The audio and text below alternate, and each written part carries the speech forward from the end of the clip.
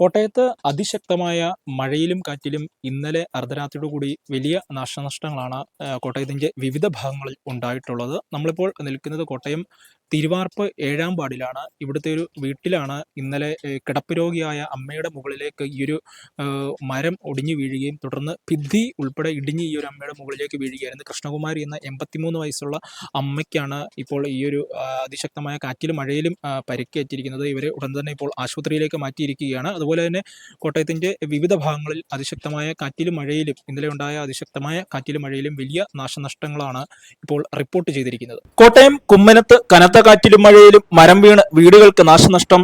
5 വീടുകളാണ് തിരുവാർപ്പ് പഞ്ചായത്ത് 7-ാം വാർഡിൽ കുമ്മനം പ്രദേശത്ത് നശിച്ചത്. ഒരു വീടിന് മുകളിൽ മരം വീണ് കിടപ്പ് രോഗിയായ വീട്ടമ്മയ്ക്ക് പരിക്കേൽക്കുകയും ചെയ്തു.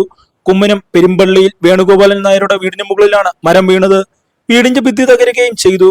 അപകടത്തിൽ ഇദ്ദേഹത്തിന്റെ ഭാര്യ കുമാരിയമ്മയ്ക്ക് തലയ്ക്ക് പരിക്കേറ്റ ഇവരെ കോട്ടയം ഭാരത് ആശുപത്രിയിൽ പ്രവേശിപ്പിച്ചു. കുമ്മനം തട്ടാപ്പറമ്പിൽ മനോജിന്റെ വീടിന് മുകളിലേക്ക് ജാതിയാണ് മറിഞ്ഞു വീണത്. വീടിന്റെ 2 വശത്തേക്കും ജാതിമരം മറിഞ്ഞു വീണ് അടുക്കളയ്ക്കും ബെഡ്റൂമിനും കേടുപാടുകൾ സംഭവിച്ചു. കുമ്മനം വടക്കേഴത്ത് മാലിയിൽ നൌഷാദിന്റെ വീടിന് മുകളിലേക്ക് പ്ലാവാണ് മറിഞ്ഞു വീണത്. ഇദ്ദേഹത്തിന്റെ വീടിനും സാരമായി കേടുപാടുകൾ സംഭവിച്ചു. കനത്ത മഴയിലും കാറ്റിലും കോട്ടയത്തെ വിവിധ പ്രദേശങ്ങളിൽ കനത്ത നാശനഷ്ടം ഉണ്ടായിട്ടുണ്ട്.